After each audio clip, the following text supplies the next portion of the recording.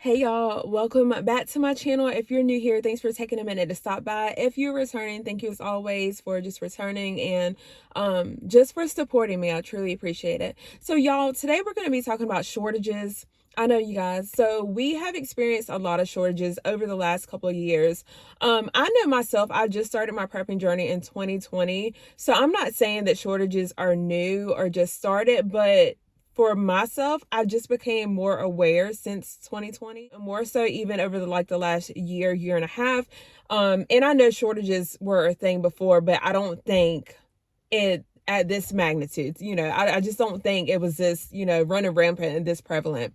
Right now, shortages are affecting us in our everyday life when it comes to so many different things, you guys. When it comes to, hospitals, fast food, stores, we're going to be seeing more shortages and have already experienced a lot of shortages. So today I'm going to be talking about some pharmacies.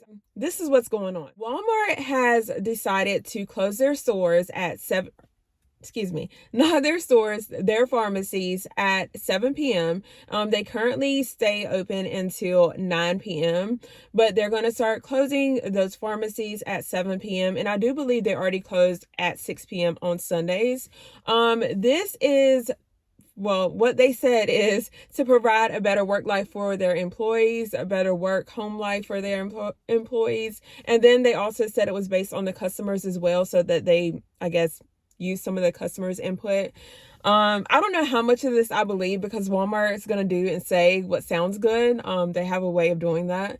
And it's hard for me to believe, just because it's Walmart. They're just going to watch out for themselves, because it is a big corporation, and big corporations are known to watch out for themselves and watch out for their money.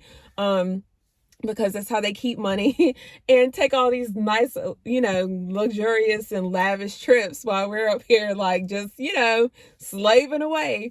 But with that being said, they are going to, they do have a shortage of pharmacists as well as CVS.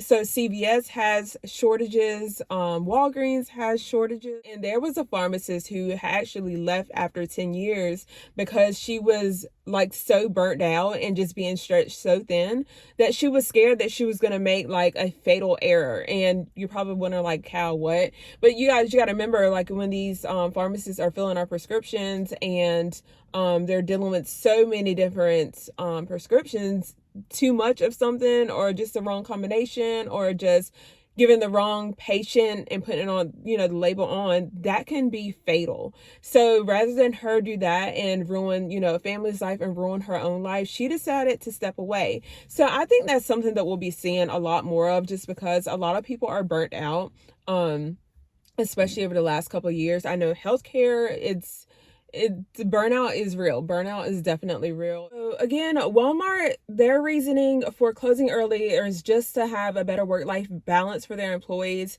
as well as, giving and providing the customers the best customer service as possible, which that is that's neither here nor there when it comes to Walmart and customer service.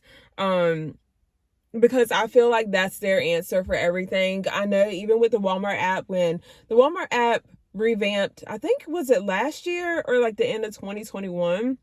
A lot of people did not like the changes with the Walmart app. It just became harder for a lot of people to navigate. And that was their reasoning then, to to better provide customer service and just a better shopping experience for the customer, even though the feedback was terrible on it. So CVS will cut or shift hours at about 6,000 pharmacies across the US. For Walmart, it's about 4,600 locations. Pharmacy techs that are working these locations, and people, just regular customer service associates, maybe ringing people out. That's going to affect their pay because they're going to have a reduction of hours. This isn't the time to be reducing people's hours when we're experiencing an all-time high with inflation. But again, a lot of companies don't care about that, and then a lot of them try to save money. But one thing that gets me about the shortage issue is it's across the board. It's not just one thing that's being affected. I do realize that a lot of people don't want to work for corporations in these places now. It seems like I don't know. Things are very odd because at first you were hearing that a lot of people just didn't want to work. They were collecting like the unemployment checks when everything first started, but people aren't still collecting these checks. Like, are they? Like, it's been what, 2 going on 3 years? Like, there's no way they're still issuing these checks. So at some point, people have to go back to work. So these shortages or employer shortages for some people have been beneficial. If you're a customer or a patient, not so much. But for people who are wanting to work, it is beneficial. And here's why. Hear me out. I have a couple of kids who are old enough to work. Actually, my oldest 3 kids work, y'all. Full-time jobs, they work. That's their money. They do what they want with their money. The only thing they have to do, they do pay us $50 a month for their cell phone bill. That's like non-negotiable. Actually, one of them does not, because she just started working a couple months ago, but she will in a couple of months. But my kids' money is their money to stack up and do whatever they want to do with. So they have gone in and kind of negotiated their pay with these employers, some of their employers, as well as their hours. I have 2 kids right now that work Monday through Friday. Monday through Friday. When have you known fast food to not have people work on the weekends? Like, I know years when I was younger, years ago, I worked in fast food, and you kind of knew that you can't really request weekends off. I'm not saying like once a month you might get a day off or something on a weekend, but you're not going to go in there and say, hey, I can only work Monday through Friday from like 9 to 6. That was like banker's hours. Like, no. But that is a thing. I have one kid who literally works Monday through Friday from like 9 to 4. That's it. That is all. My other child, Monday through Friday as well. How? I don't know. My other daughter that worked, she doesn't care. Like, she would work over 40 hours if they allowed her. Like, she's just all about stacking her money and getting her money, and she doesn't care what they schedule her for. She doesn't have a preference or anything. But I'm saying all that to say, and that was long-winded, y'all. Forgive me if you're still here with me. That employers can't be as selective as they were even a couple years ago. They kind of just have to get and give and take what people, give them and say they can work. Otherwise, they're going to be short, and they're still short regardless, because a lot of these places have high turnovers just because of the pay, and people just can't handle a lot of it. So I also want to say in closing, and I said this a couple years ago, you guys, so with these shortages, especially if you are, you need to be seen by a doctor or a specialist, or if your child needs to see a specialist, you may want to go ahead and call, because I don't know how much, how things can go from here. I don't see or imagine them getting any better anytime soon.